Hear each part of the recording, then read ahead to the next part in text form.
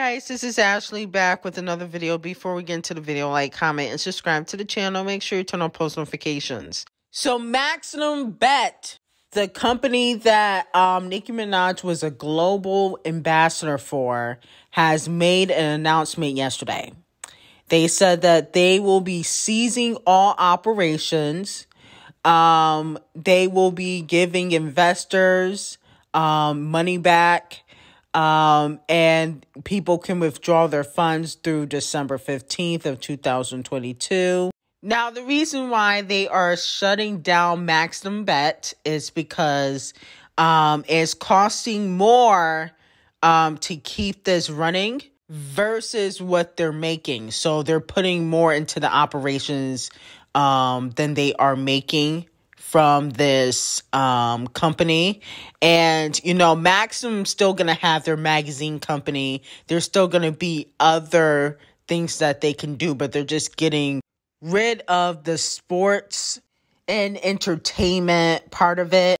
They were trying to combine like entertainment and sports and parties into like one thing. But I haven't seen or heard of even one event being hosted, okay, by MAXIMB, which actually started in 2021. A lot of people think that Nicki Minaj started this.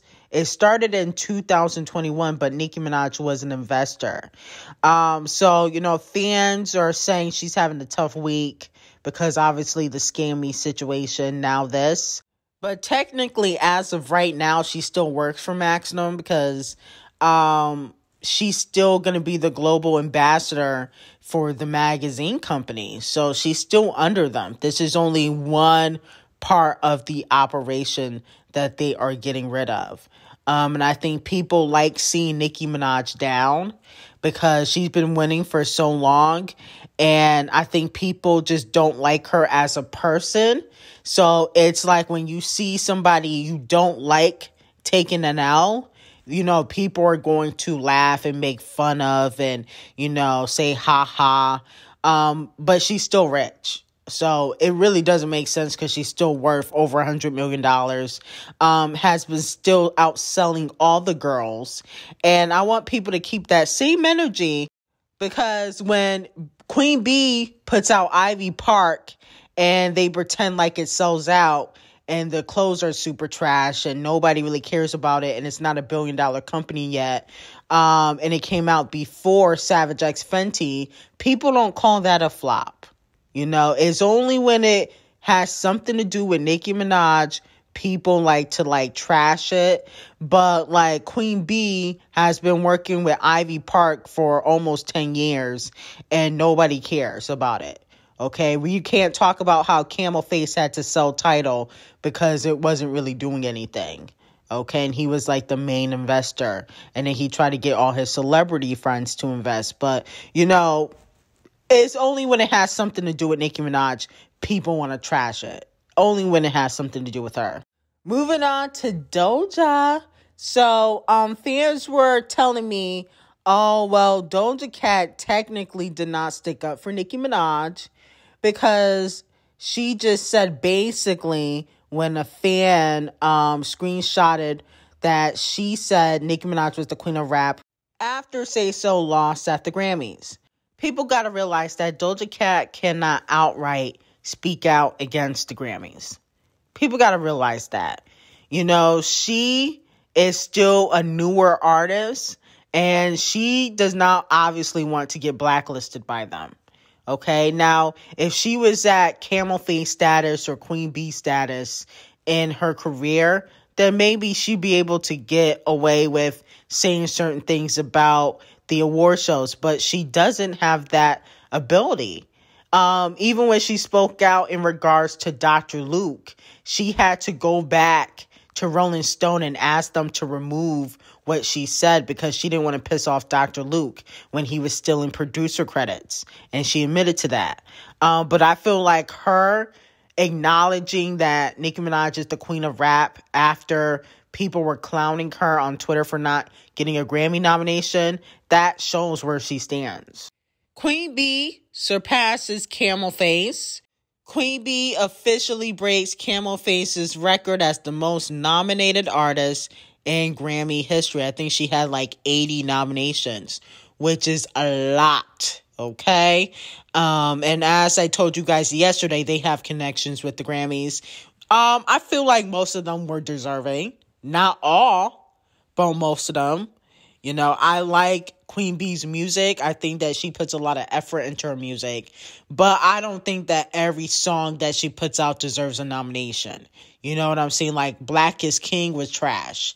When that won a Grammy, I was like, okay. I love Queen Bee, but that definitely was paid for. And then the fact that Blue Ivy got a Grammy before Nicki Minaj, like... Oh my goodness. Like, it's just certain things you just gotta laugh at. I really can't even believe that. Like, Blue Ivy, who don't really even make music like that, got a Grammy before Nicki Minaj. Got a Grammy before Queen Bee's protege, Chloe. Like, you really gotta think about things and how politics and connections are really involved in the industry. It's not even about talent. But I'm not saying Queen Bee don't deserve her nominations. I just don't believe that Blue Ivy deserve a Grammy. No shade. Like, that shit was bought for it. Like, no shade. I mean, wow. It's just crazy how the industry really works. It's sad. Now, LIZZO and Santana talk about the Grammys. Let's take a listen. I nominated you, by the way. I voted for you. I put your name there for Best New Artist. And yeah. Currently working on a Grammy. Yes, currently working on a Grammy. My fans be getting so mad, but I just be like, I just appreciate them. I'm just like, you know, everything takes time. So yes. I don't like be like, oh my God. I just be like, it's coming. Like, you know, I'm just grateful to even be a part of a conversation. And I only been rapping since 2019. So you mean to tell me we got Messy Lee and Atlantic artists voting on the Grammy committee? Wow. Why the hell is LIZZO on the Grammy committee and she was nominated? She was voting for herself.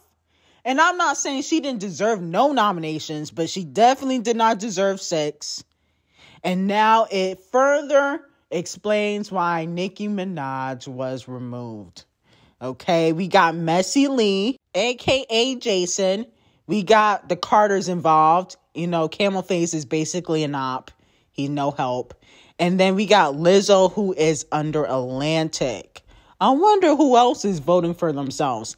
And Mr. Brown does not deserve no damn Grammy. Talking about, oh, I voted for you. Oh, I voted for you for Best New Artist. No, he's not really new. No shade. Okay, he said he'd been out since 2019. We're in 2022, bitch. He not really new. And Shitty Booty don't deserve no nominations. Sit the fuck down, LIZZO. This is the shit I be talking about. See, now the untalented people about to collect all the Grammys. And Nicki's about to get none. Can you believe that shit? Ice Spice finna win next year. Shitty Booty Santana. I wouldn't be shocked if Blue Ivy win one. Again, for just breathing on the mic. She not even really singing. And then LIZZO should not be voting if you're getting nominated. That's cheating. I mean, she's voting for herself. Nobody finds this to be weird except me. Okay. Moving on to Rihanna, it looks like she's already winning awards for Lift Me Down. The song Lift Me Down wins Best Original Song for a feature film at the 2022 Hollywood Music and Media Awards. I guess is well deserved. Not really for me, but, you know, the general public is eating this up, so congratulations to Rihanna. So let's briefly discuss Cardi B's impact. Fans are saying that Cardi B changed the trajectory of female rap. And a lot of female rappers are just now getting the recognition they deserve ever since she came into the game.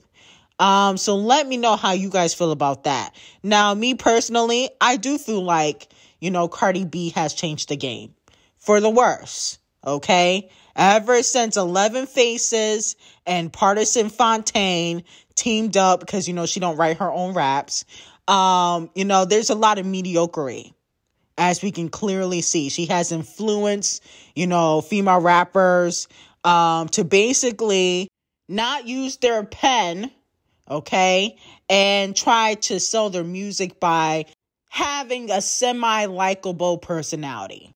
So to me, she's affected rap in a negative way, and she don't got no other albums out because she not that talented, as we can clearly see. Like, she would not be able to write a full album by herself. She has to rely on Partisan Fontaine to send shots at females, okay, which is corny.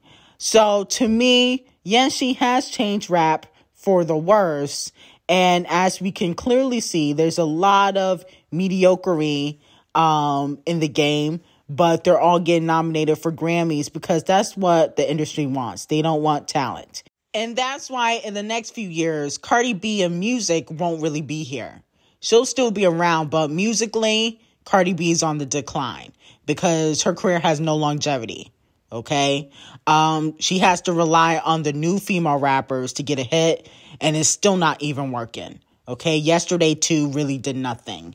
It's not impactful. It's not a cultural reset. But anyway, I'm back on my main channel. You know, the ops thought they could take me out, but they were sadly mistaken. I know they crying in the car. Make sure that you guys get on my Patreon. We got some really, really, really good videos over there. And I will see you guys in the next video. Like, comment, and subscribe to the channel. And have an amazing day.